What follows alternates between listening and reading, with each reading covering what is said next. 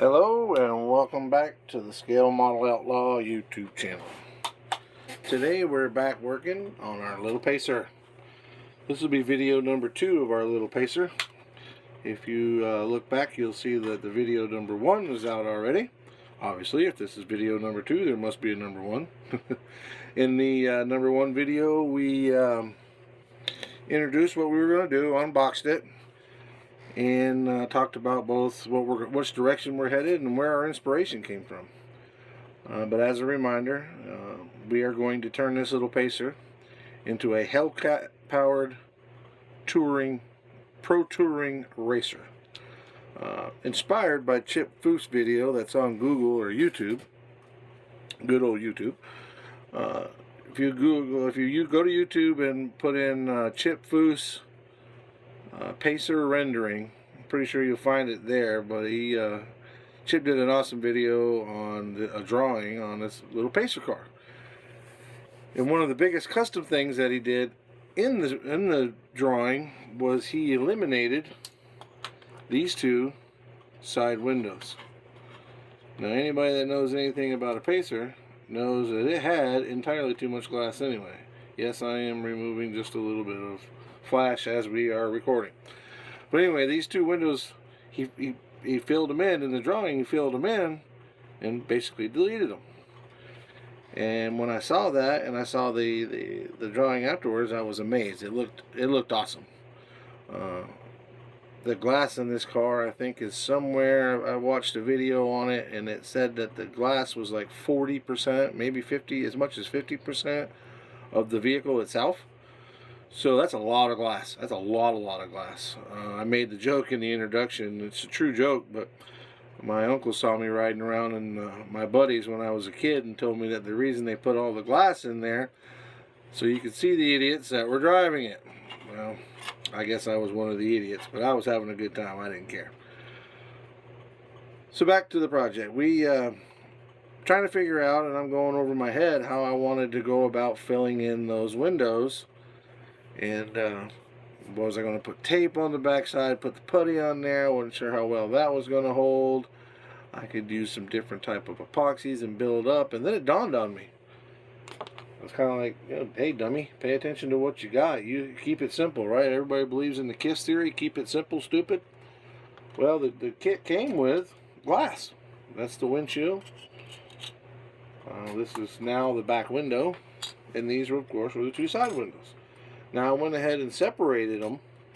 You can see where they all were kind of together. Well, they weren't kind of, they were molded together. And I went ahead and separated them. I want to keep that back glass because I'm still going to use it.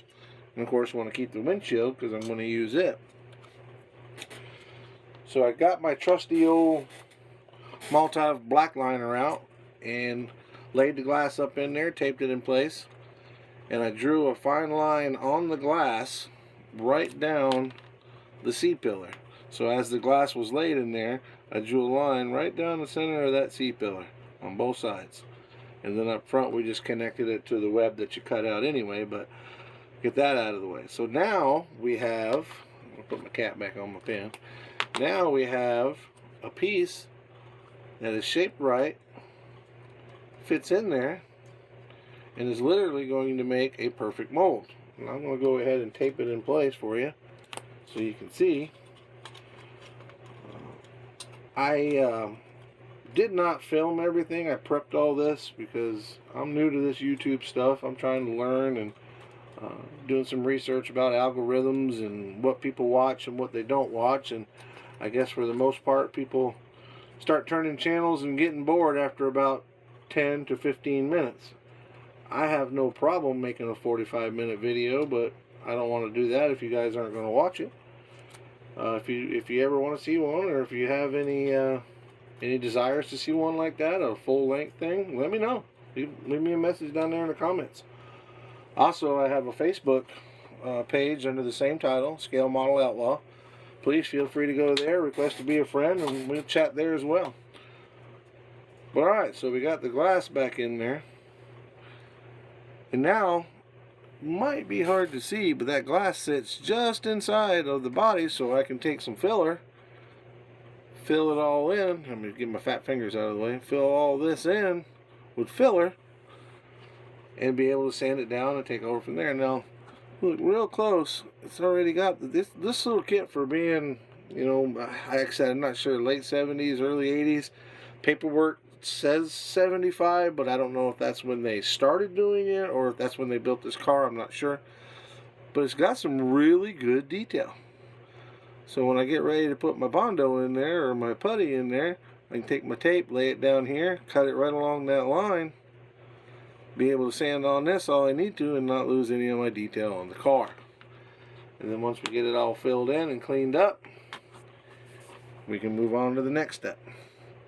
Now, as you saw earlier while we were talking, I did not do any trimming on this body. The mold lines are fine. They're not that bad. We got a few here, here. I think I saw a couple back here somewhere. Maybe, yeah, right here, here and here. But all in all, they weren't that bad. So I figure when I'm sanding this, I can grab the mold lines as well. I still got to make up my mind. If you look, you can see that there's a trim line right here. If I do keep that trim line, I am not going to paint it different color. Not going to put black on it or chrome.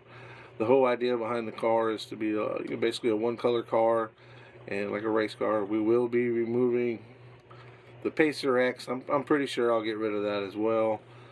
Certainly we'll be getting rid of the license plate that says AMC. I probably am going to make this all one piece, fill all this in with putty as well, and clean it up and make it all one piece. I am going to try to save the AMC and the Pacer back here, just because I think it's cool. I'm going to keep the door handles. I like the old paddle door handles. Chip did not care for them, and he put different ones on there, but I think I'm going to keep them just because they absolutely scream AMC.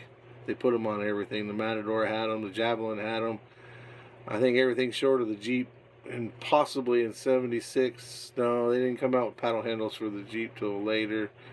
But they ended up in the Jeeps when they designed AMC, designed the Jeep YJ before Chrysler bought it, and those handles were definitely on the Jeeps by then.